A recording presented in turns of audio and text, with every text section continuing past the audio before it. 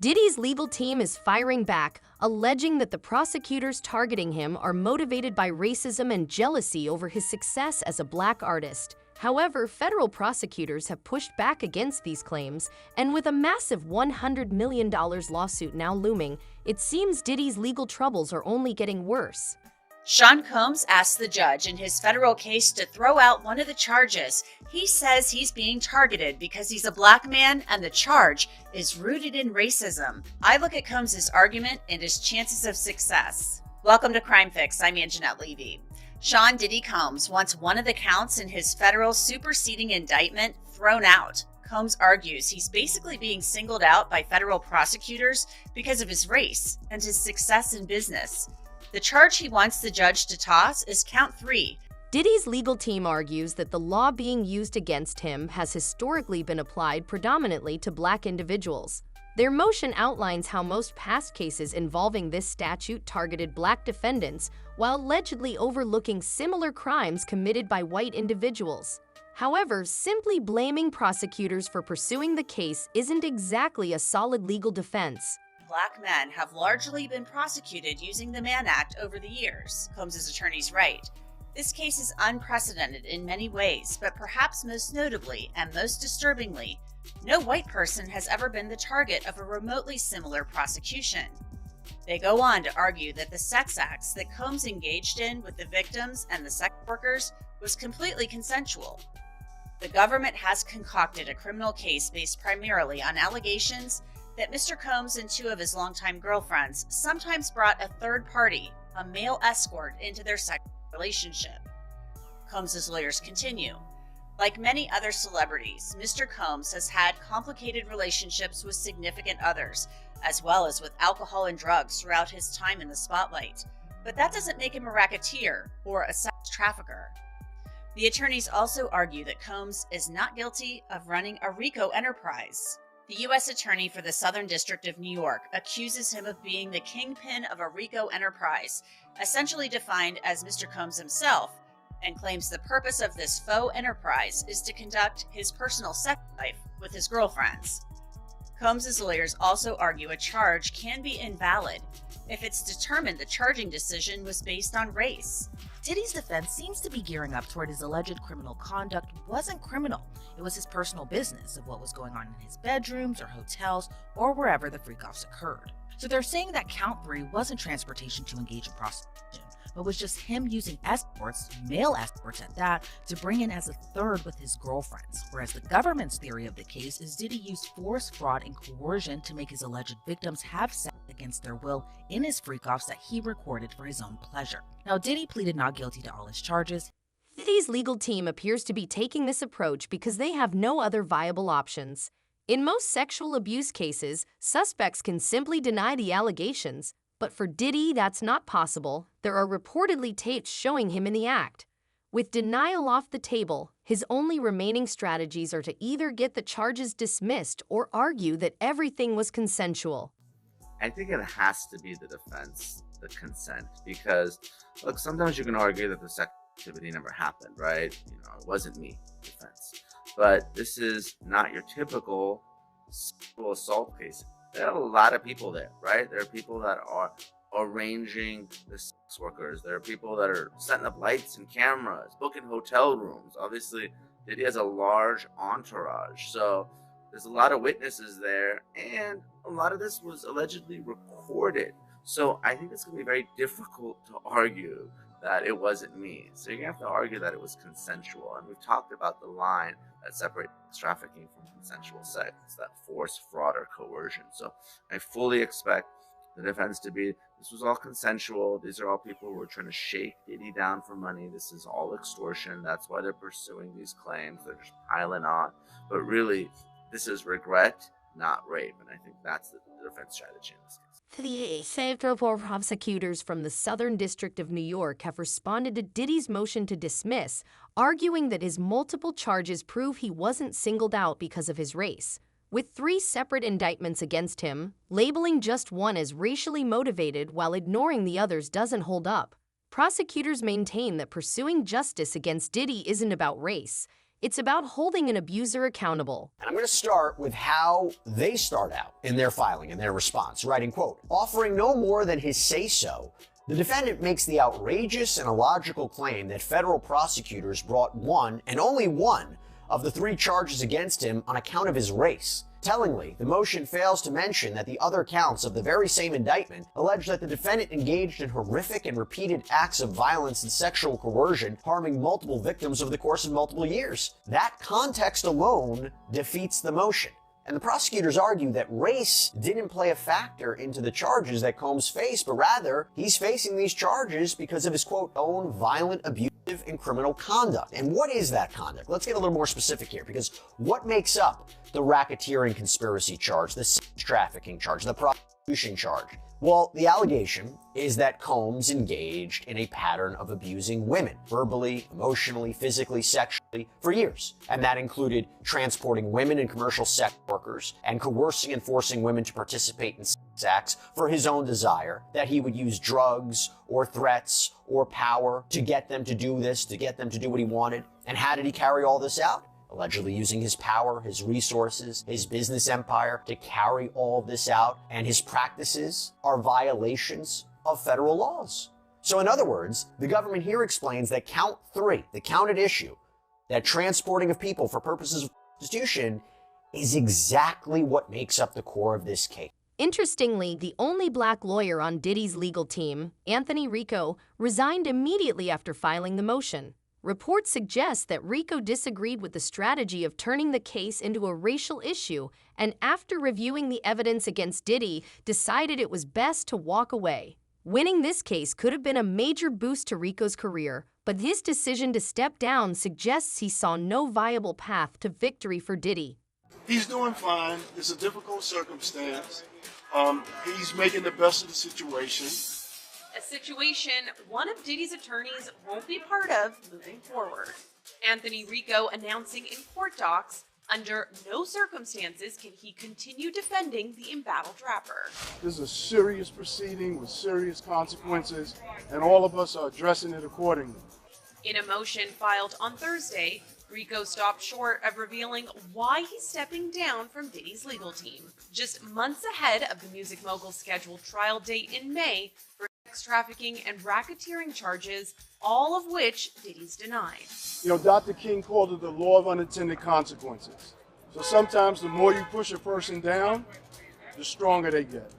That's Rico speaking up late last year for his now former client. ET's learned the attorney's exit will not affect Diddy's other attorneys, nor their defense strategy. I told Mr. Combs I'm going to try and get his case to trial as quickly as possible. He has been ready to defend this case since he first found out about this case. Nothing has changed from his perspective. We're going to hear about my party. They're going to be shutting them down. They're going to probably be arresting me. After Diddy was arrested, Rico said he provided a high level of legal representation. But now, for reasons unknown, he can under no circumstances effectively serve in the upcoming trial. Nobody's okay with staying in jail from now. And high-profile death penalty attorney Anthony Rico. Now, while the pair joined around the same time, Anthony in a court filing on Friday said he's leading the case. In the filing, Anthony Rico said, quote, "For the reasons set forth below, this motion for withdrawals is filed so that Sean Combs may move forward with his defense and to commence jury selection and trial without any delay. As a result of discussion with lead counsel Mark Agnifilo, this motion for withdrawal of counsel is filed. While I am aware that the local rule requires that an application for withdrawal of counsel is supported and granted, there are sufficient reasons related to protections afforded by the attorney-client privilege for brevity in my application for withdrawal as counsel in this case. Although I have provided Sean Combs with a high level of legal representation expected by the court, under no circumstances can I continue to effectively serve as counsel for Sean Combs," end quote. Now, essentially in legalese, I quit, but I can't go into details because of attorney-client privilege. According to the filing, though, the defense shakeup won't delay the case. Diddy will continue with 5 attorneys. That's Mark Agnifilo, Tinny Garagos, Alexandra Shapiro, Jason A. Driscoll, and Anna Esteval. Anthony Rico was one of the most prominent names on Diddy's legal team, making his sudden resignation just 2 months before trial highly suspicious. What did he uncover that made him walk away? And is the evidence against Diddy truly that damning? Winning this case could have propelled Rico's career to new heights, yet his decision to step down suggests he saw no path to victory. Industry insiders like Stephen Smith and Joe Button have weighed in on the situation, and no one believes this is a good sign for Diddy. It's very, very important that we do that. An attorney walking away, sometimes it's because they don't get the lead chair or one of the lead chairs. Sometimes it's because a client is lying. Sometimes it's because they believe wholeheartedly that the client is going to be guilty and they don't want to be associated with that guilt because that's a loss on their record. It could be a variety of things, but the fact that we are speculating about that when the trial date hasn't even started yet concerns me, because I'm one of those people, ladies and gentlemen, who firmly believes it's virtually impossible to find a jury that's not contaminated by some kind of information that's been put out to the public before a trial begins. I'm not one of those that believes that. May 5th is May 5th. I mean, come on now. That's more than 2 months away. Jury ain't been selected yet. You trying to tell me nobody that's on the jury will have heard that a lawyer backed out of the case? I don't know about y'all, but I find that that's not a good thing for Sean Diddy Combs. That being said, kind of going back to what potentially the reasoning might be, do you think that it might have been a personal conflict between Diddy and Anthony Rico, or do you think it might have been Anthony Rico with other counsel? But what do you make of all of that? Potentially, it could be a conflict with a client, right? A disagreement. They just don't get along. The communication is poor. They don't agree on defense strategy. It could be a conflict with one of the other lawyers. Obviously, it seems like Agnifilo is the lead on this case, although Rico was certainly his 1B. And I know obviously there's other lawyers on the case. Obviously, a lot of the victims are female. They're going to want female lawyers on the defense team, especially during some of the aggressive cross-examination. That tends to be the conventional wisdom when you're dealing with victims who are alleged victims of assault or abuse. And then it could be a conflict with one of the victims themselves. Maybe maybe Rico consulted with them or even represented them in such a way that he has to get off the case. So, An indictment against Diddy, filed just 2 days ago, has implicated 2 more celebrities in the alleged abuse of a woman, with claims that Diddy targeted her as retaliation for accusing him of orchestrating a hit. One of the accused has strongly denied the allegations, stating on X that they were not a public figure in 2018, had no industry connections, and were living with their mother at the time, making the claims completely false. While expressing sympathy for actual victims, they asserted confidence that the evidence would prove their innocence and expose those attempting to manipulate the legal system with false narratives. Let's just all get one. Were you at any of the Diddy parties, or did you miss that? What the? Where did that come from? How did that? Of all questions. Wait, did you miss that train? How did that go? That train might have left the station. That train took off from the station. There. Yeah, you were right there to get on that. That train took off from the station for sure. You were close. Yeah. I wasn't at that train station. You left early? No, that was down the street from me. I wasn't there. No. Did you ever meet Diddy? Yo, what the Bro, yo.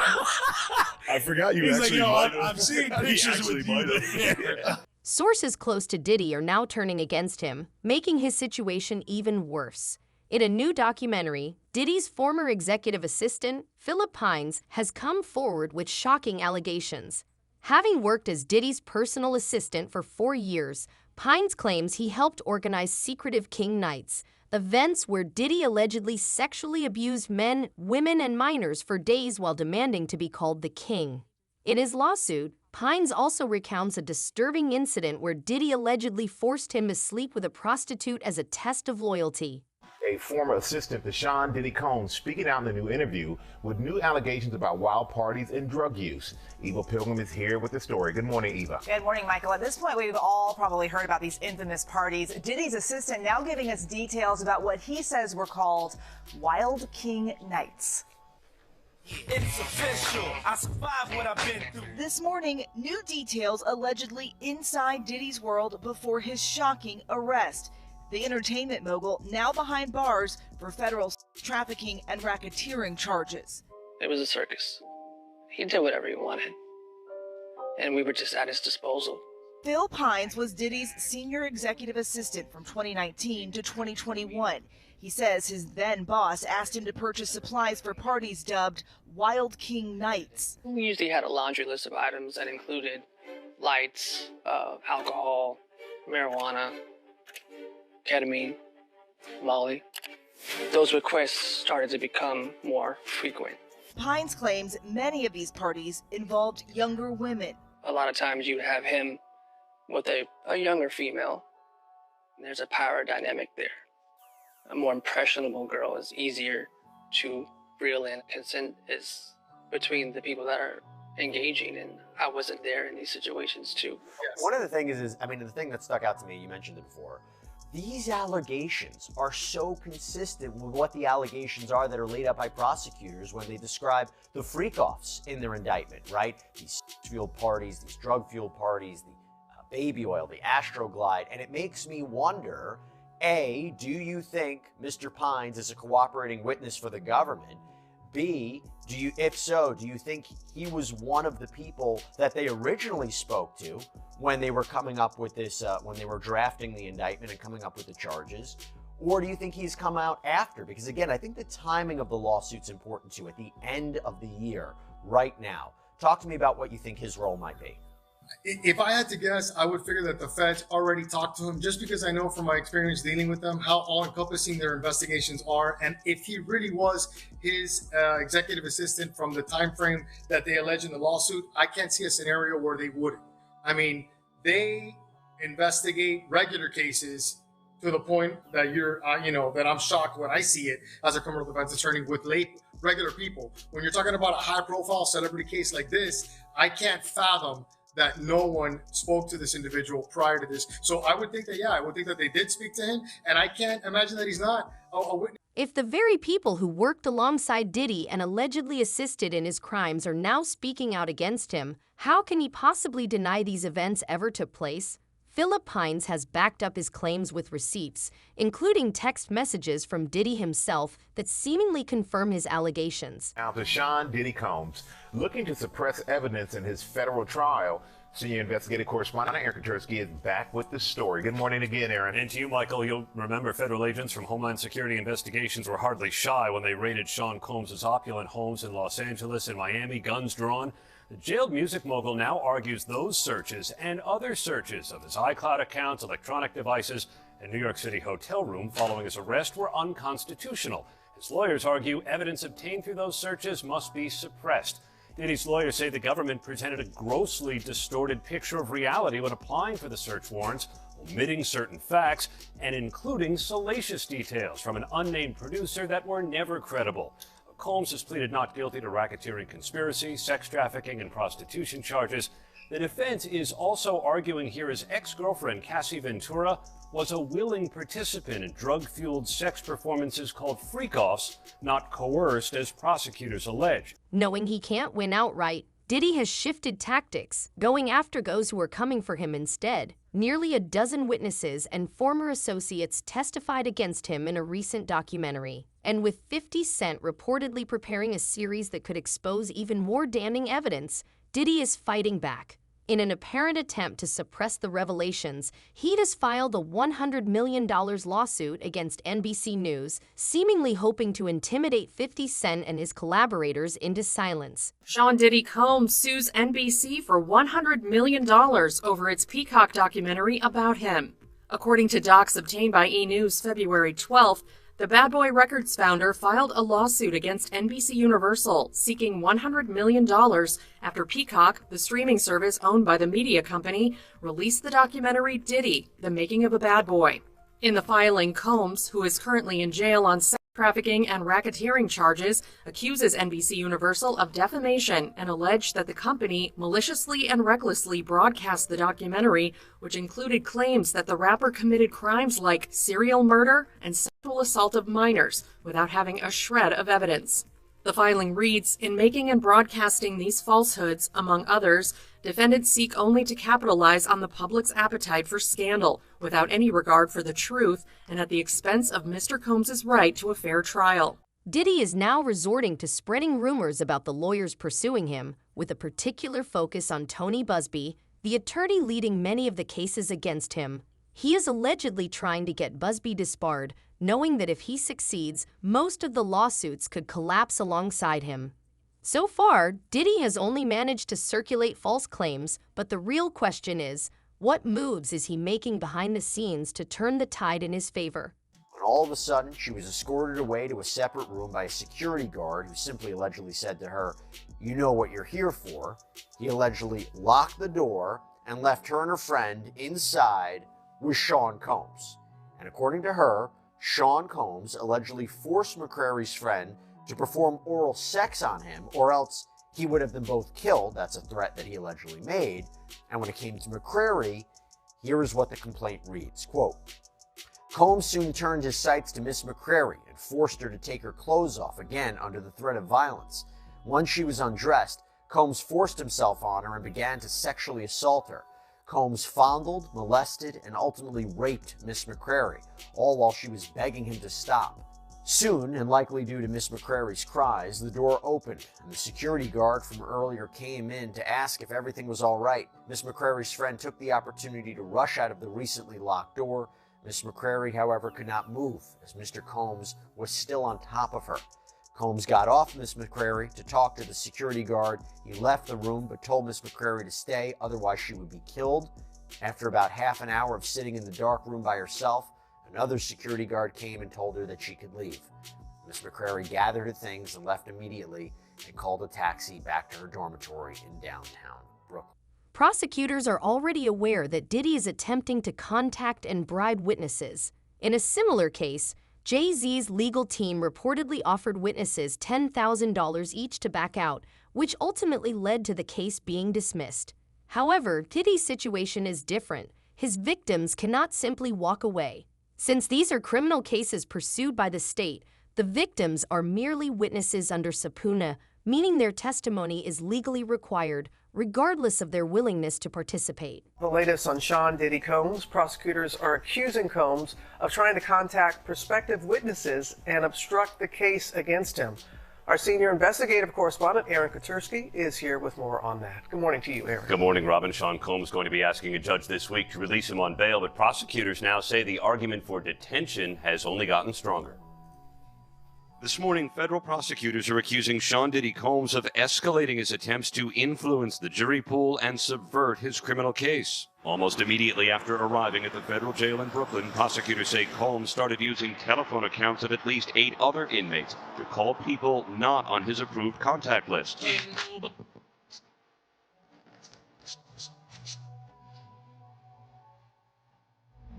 Prosecutors allege Combs frequently instructs family members and his attorneys to add other individuals via three-way call, which is not allowed. On some of those calls, prosecutors say Combs is explicit about his intention to use public statements to sway potential jurors, including this Instagram post by Diddy's kids. Happy birthday to Daddy. Prosecutors say Combs enlisted family members to plan and execute a social media campaign around the defendant's birthday, the first time we heard his voice from behind bars. Thank y'all for being strong and thank y'all for being by my side and supporting me. I love y'all. I got the best family in the world. Prosecutors say Combs then monitored audience engagement from the video. She called the other group member Guy 58 times trying to get her to stop the lawsuit against Diddy. She ain't the only one he was trying to get in contact with. You understand? He sent somebody through somebody else to try to get in contact with me, telling me enough is enough. Oh, okay. You tell Big Mama that enough is enough. You can't tell Wolf Mama enough is enough. You tell D Ferg Mama enough is enough. You understand? You tell all those people who supported you and they survivors, enough is enough. You didn't tell me about that. So he tried to get somebody to reach out to you? Now I got a phone call from Kirk Burroughs. And Kirk Burroughs, and I ain't gonna get this guy no play. Not Kirk Burroughs, but one of the Puff dudes that I know that's real close to him said, Kirk told me, yo, he wanna reach out to you, Gene. He wanna speak to you. I said, speak to me for what? What do you want to speak to me for? If he's trying to speak to me, it's for Puff. point blank. I know the dude. I know how close he is to Puff. He's been with Puff from day one. So he ain't got nothing to say to me, bro. Rumors suggest that even behind bars, Diddy hasn't changed his ways. Allegedly, he has been communicating with female inmates at the MDC through a peephole in his cell. According to our sources, Diddy is not being housed in a solitary cell. And what's more surprising, the sources say he can still get his freak on, so to speak. There is apparently a secret system that inmates on the block all seem to know about, a way to spy on the female inmates who are housed one floor below them. I thought there's no way there could be some way to contact the ladies down below, but tell me how it works. It's a dormitory Puff Daddy's in. He's not in cells. So there's a big dorm with a bunch of bunks, and then there's a little room where you go into, and it's like a workout area. But it's not really a yard, you would say. It's just like with gates, like you see right there in the building. And you could literally lay down, and the females are right below you, and you could just yell at them, and they yell back, and basically, like, you could kind of see them, and they could see you a little bit, but you have to watch out for the guards, obviously. But you can talk with them and, you know, show each other some things sometimes, which I never did any of that. What do you think? Is Diddy grasping at straws with his claims of a racially motivated prosecution, or does he actually have a case? With his own team turning against him, new allegations surfacing, and prosecutors accusing him of witness tampering, it seems like his options are quickly running out. Let me know your thoughts in the comments, and don't forget to like, subscribe, and hit that notification bell so you never miss an update on this unfolding drama.